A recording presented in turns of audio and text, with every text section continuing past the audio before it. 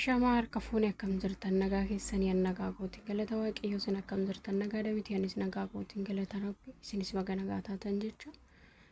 Dhugaa Rabbi irraa baay'ee wanta nama gaddisiisu anan dhufee jira. Baay'ee nama gaddisiisa dhugaa dubbachuudhaaf wantoota biyya ormaan ijoollee irratti ta'aa jiru dhugaa Rabbi keessi koo baay'ee tokko na gaddi dhugaa baay'ee tokkoon kan fa'amaa jira. Bakka beeku dhugaa Rabbi inna akkuma argitanii suuditti ijoollee jechuudha. Kanuma akkana jireenya ishee maatii ishee jijjiirrachuudhaaf biyyaa baate haadhaaf abbaa ishee jijjiiruudhaaf biyyaa baate har'a immoo manatti cufanii jechuudha qalan jechuudha. Inna keessi koo na dadhabee Rabbi jechuudha baay'ee tokko natti dhagahamee jira. Inna maaliif bakka beeku dhugaa Rabbi jechuudha bilisa sagalee ta'aa fi dhugaa waaqa sagalee ta'aa fi jechuudha. Maaliif ijoollee suudii keessa jiran jechuudha dhugaa waaqayyoo sagalee ta'aa fi inna odoo isheen iyyituu jechuudha. Inna karatti cufanii jechuudha kun karra qaba. Inna bicayyootti lubbuu ishee baasanii gorra'an jechuudha. Su'aamna video san immoo keessa galchuun na dabbare jechuudha. Makiyyaa hulaalee na jibbisiise jechuudha.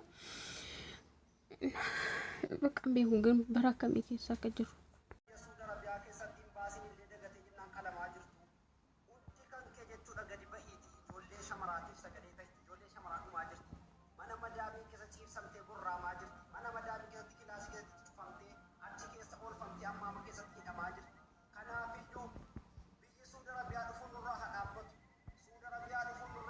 Kino akkuma dhageechanii sagalee isaa ani jechuudha oduma miidiyaa irra deemuun arge na bakka baay'eetti arge akka wanti miidiyaa irraa kun namaan beekamu jedhee na xaarradhe jechuudha irra deemee ilaale inni bakka dhugaa Rabbi baay'ee tokko intini namatti dhagahama jechuudha. Har'a maali kan lubbuu nama baasisan kun dhugaa waaqa jechuudha. Biyya keenyatti nageenyi hin jiru. Biyya ormaa ammoo gaafa qaban nagaa hin jiran dhugaa waaqa jechuudha. Baay'ee tokko ni chaampiyoon viidiyoo illee argeera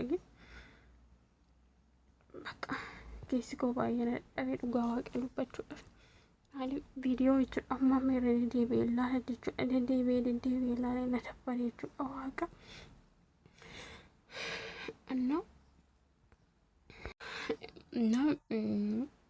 dhugaa dubbachuudhaaf ta'eenna nuti warra biyya arabaa jiru kana eenyumtullee nu yaadu beektu miti dhugaa waaqa jechuudha. Eenyumtu yeroo bakka faayidaa isaatiifuu qaba waan tokko maallaqa nurraa barbaadan malee namatti ijoollee eenyu ilaaluun jiru dhugaa waaqayyo. Biyya keenyatti odoo har'a mangistii gaariin jiraate mee dhugaa waaqayyo isiniin jedhaa jechuudha.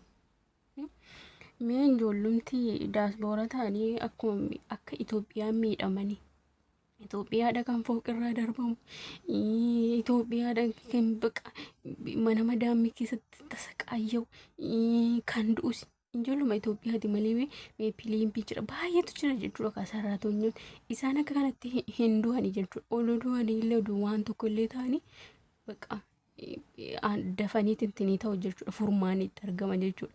Keenya garuu bakka injaan beeku dhugaa Rabbi jechuudha. Maaliif akka ta'e hin beeku garuu bakkuma gahamnetti bakkuma gaametti bakka ijoolleen keenya hin du'u bakka biyyaa bahanii waanuma hin taane lubbuun isaanii darbaa maallaqa isaanii dhabanii harka qullaa galan isumallee wayya harka qullaa sanillee galuu wayya jechuudha. Har'a micayyoo tana dhugaa waaqa jechuudha. Namni ishiin hin iyyitii harka dhiiraati natti fakkaate inna karra akkasitti qabee dhaabbatan. Ishii immoo namna biraa immoo intalatti immoo lubbuu baasaa jira jechuudha. Maaloo maamma jettee xiyyite jechuudha. Maaloo maamma jettee xiyyite jechuudha. Ani okaa isheet akkas godhaa jira ta'e maal akkam akka godhun beeku maaloo maamma jettee oduma iyyitu lubbuu ishee keessa baasan jechuudha. Akka intiniitti ishee gorra'an jechuudha. Akka nama hoo intinii gorra'anitti ani viidiyoo sanatti keessa galchuun na dabbare jechuudha. Keenya dallaalis biyyattis waliin ta'an gaafa biyya ormaa sila har'a biyya ormaatti walii ta'anii wal bira dhaabbatan keenya gin si gurgurata jechuudha. Birrii argannaan dabarsee si kenna keenya abashaan jechuudha. Amma mucayyoon tun waa malee miti yookaan maallaqa naa kenna jettee yookaan jireenyi suudii intiniidha waan ta'eef yookaan maallaqa ishii sababa maallaqa ishiitiin duuti intalli tun waa malee miti jechuudha kan duutu. Akkuma argitan kunoo baay'eetti karriitti cufamee ijoollee jechuudha ijoollee baay'een karriitti cufamee silkiin irraa fudhamee nyaanni ittiin kennamu dhugaa dubbachuudhaaf adabasmaa jireenya biyya ormaa jechaan beekanii dhugaa rabbii. Duute kan maatii isheetiif waaqayyoon jajjabina haa kennu. Ishii immoo waa'ee lubbuu ishee amaaru warra akkas godhe kanaafis immoo waaqayyoon gaafa guyyaa isaanii hin argatu jechuudha. Biliis sagalee ta'aa fi sagalee ta'aa ijoollee mana madaa'ime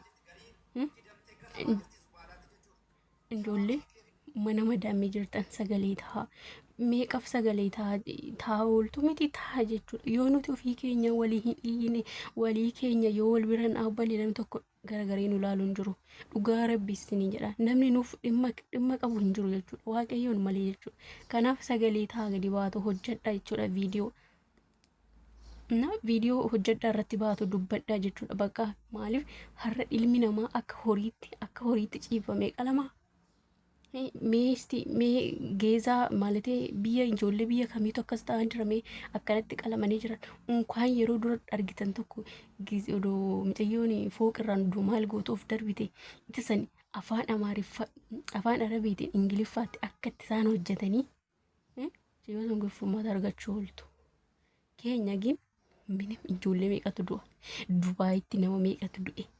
Sabuma hin beekamne meeqata du'e Suuditti Beeruutti eessatti Joordaanoo kanatti illee mucayyoo wayii madaamuumti ajjeestee reeffi ishee gale namni abbaa kanaa jedhee jiru dallaalli hin jiran gin nyaata inni maal rakkate namni abbaa kanaa jedhee wanti kana jedhee nama furmaata laate hin jiru.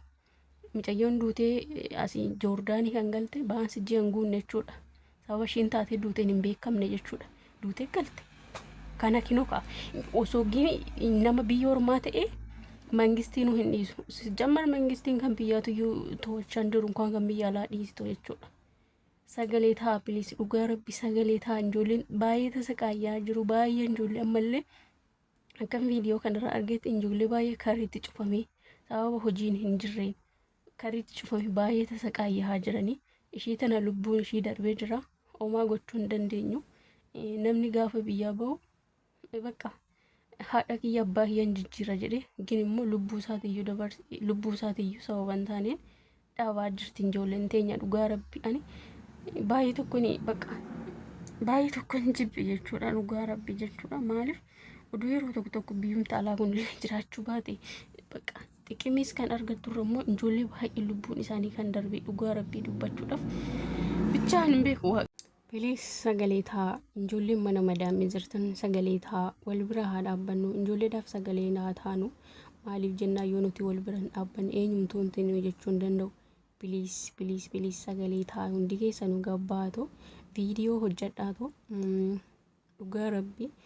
Maaliif ishii kan duute tana lubbuu ishiillee eega dhabne warroonni hafan immoo lubbuun isaanii bakka ijoollee bakka biyya ormaa irratti warroonni gadadamaa jiran baay'eetu jira jechuudha. Dhugaa nutiin keenyallee akkatti jiru waaqayyotu jira. Galata waaqayyoo amma tokko galata sillaasee jira.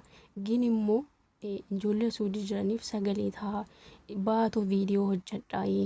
Guyyaatti viidiyoo meeqa hojjechaa oolu. Viidiyichi kinoo argitaniirtanii kinoo karratti cufamee jira. Mucayyattiin immoo asii iyyaa jirti jechuudha. Kinoo dhaggeeffadha sagalee.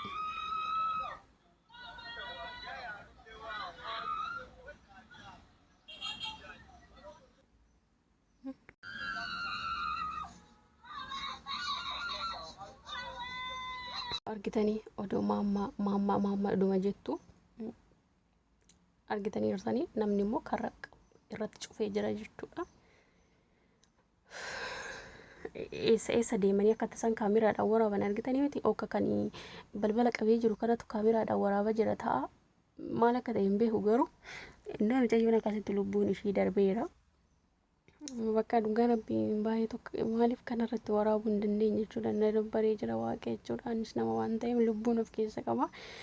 Bichaan beekan warroon akkatti warri seexanni itti hirkatee dhugaa waaqayyo lubbuu namaa baasan kun waaqayyoon hojii isaanii hin kennaaf hunduma piliis immoo sagalee ta'aa fi piliis dhugaa waaqayyo sagalee ta'aa wal biraa dhaabbannu isiniin jedha. Nama viidiyoon biraatiin walitti deebinutti nagaadhannaaf tura. Like, subscribe godhaa, share godhaa isin jedha. Piliis sagalee ta'aa.